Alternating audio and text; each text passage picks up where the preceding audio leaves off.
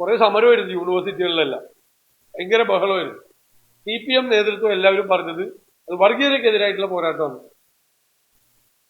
ഈ വർഗീയതയ്ക്കെതിരായിട്ടുള്ള പോരാട്ടം എങ്ങനെയാണ് ഒരു സുപ്രഭാതത്തിൽ ആരും അറിയാതെ പെട്ടെന്ന് അവസാനിപ്പിച്ചത്? വർഗീയതയ്ക്കെതിരായിട്ടുള്ള പോരാട്ടം CPM SFI ഒക്കെ അവസാനിപ്പിച്ചോ? ഇതെങ്ങനെയാണ് ഈ രാത്രിക്ക് രാത്രി സെറ്റിൽമെന്റ് ഉണ്ടാകുന്നത്? ഞങ്ങൾ നേരത്തെ പറഞ്ഞതാണ് ഇതെപ്പോഴും സെറ്റിൽമെന്റ് ആണെന്ന്. ഗവൺമെന്റ് എപ്പോഴെല്ലാം പ്രതിസന്ധിയിലാവും അപ്പോൾ ഒരു ഗവർണർ ഒരു പ്രശ്നം ഉണ്ടാക്കും. പിന്നെ ഈ വിഷയത്തിൽ നിന്ന് ശ്രദ്ധയിരിക്കാൻ വേണ്ടിയിട്ട് കുറെ സമരവും ബഹളവും നടക്കും.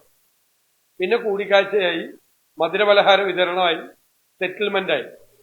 ഇരുട്ടിന്റെ മറവിലാണ് CPM-ഉം BJP-യും തമ്മിൽ കേരളത്തിൽ സെറ്റിൽമെന്റ് ഉണ്ടാകുന്നത്.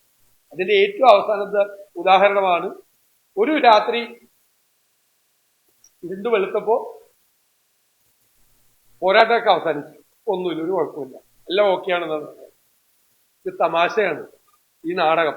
എത്ര പ്രാവശ്യമായത് കേരളത്തിൽ അരി മുഹമ്മദ് ഖാൻ ഉള്ളപ്പോൾ തൊട്ട് നടക്കുന്ന ഈ നാടകം വീണ്ടും പുതിയ ഗവർണറും വന്നിട്ടും കേരളത്തിൽ ആവർത്തിക്കപ്പെടുന്ന ഒരു തമാശയായി കേരളത്തിലെ ജനങ്ങൾ അത് മനസ്സിലാക്കും എന്ന കാര്യത്തിൽ യാതൊരു സംശയവും.